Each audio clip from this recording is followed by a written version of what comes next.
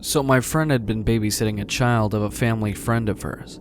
She was maybe 14 at the time. These people lived about 30 minutes outside of town on a really beautiful acreage with a combination of rolling hills and thick forest. She had just put the little boy down to sleep and she went back out to watch some TV and wait for his parents to get home. Not many lights were on in the house, and it was one of these long houses with a few doors. The deck was a big wraparound, and the house was a bungalow style. Anyways, she's sitting there watching TV, and she hears the crunching of snow and footsteps from out on the deck. Assuming it was just a deer or a coyote since she was pretty far out, she just continued to watch her show. Then, from one of the back doors at the other end of the house, she can hear the handle jiggling. At this point, she's a little freaked out and turns down the volume. She's sitting there listening and hears the crunching footsteps come from the other end of the house to right near the door she is the closest to. She wasn't facing the door, but she sat there for a second, then finally heard the handle jiggle furiously behind her. She turns her head and she sees a man's silhouette just smashing on the door handle. Panicked, she runs to the boy's room, and as she opens his door, he's crying in the room, asking if she heard what he heard. She had not grabbed any phones on the way to his room, so she had to slip back out to find one. Feeling a rush of adrenaline, she turns on all the outside lights to the deck and leaves the ones inside off, so he can't see where in the house she is. While she's turning on the light, she looks onto the deck and sees footprints in the fresh snow. After she has all the lights on, she runs back to the boy's room with the phone. She calls her dad crying and tells him what happened. Immediately after she hangs up, he grabs his shotgun and starts heading over. She then calls the little boy's parents to see if maybe it had been someone they knew. They said that it was nobody they knew, and that they thought it highly unlikely it would have been someone else, as they had lived so far out in the middle of nowhere. They suggested it was an owl. Regardless, they called the neighbor to come over, and she comes and sits with my friend. My friend was pretty shaken, but her dad arrived in about 15 minutes and searched the property.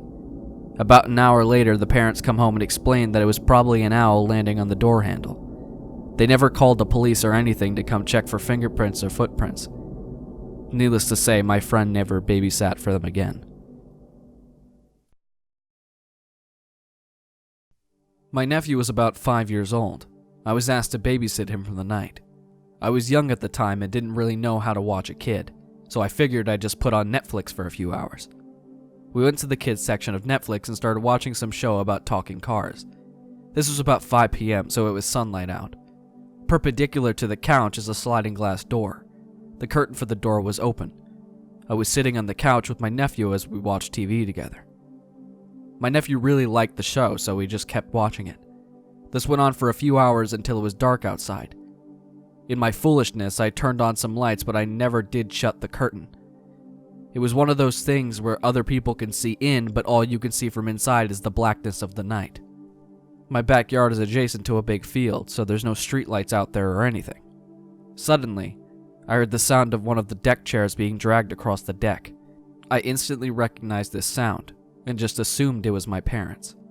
Why would they come home silently and then go outside to move around deck furniture in the middle of the night is something I didn't really think about. Like I said, it's a safe neighborhood. We watched TV for maybe an hour until it was bedtime. When I brought my nephew to bed, I realized my parents had been home and I asked them who was out on the deck. They both denied ever going out on the deck. Creeped out, I went to the kitchen and turned on the deck light. From the window, I could see that the deck chair had been dragged from its usual spot at the outside table, about 5 to 10 feet away to the sliding glass door. The chair was directly facing the window, less than a foot away from the glass, right in front of the opening in the curtains. From where it was, the person would have had a perfect view of me and my nephew. The chair was positioned like someone had just pulled it up and taken a seat, like we were the show. I never noticed anyone outside the window or felt like I was being watched, though. It gets creepier.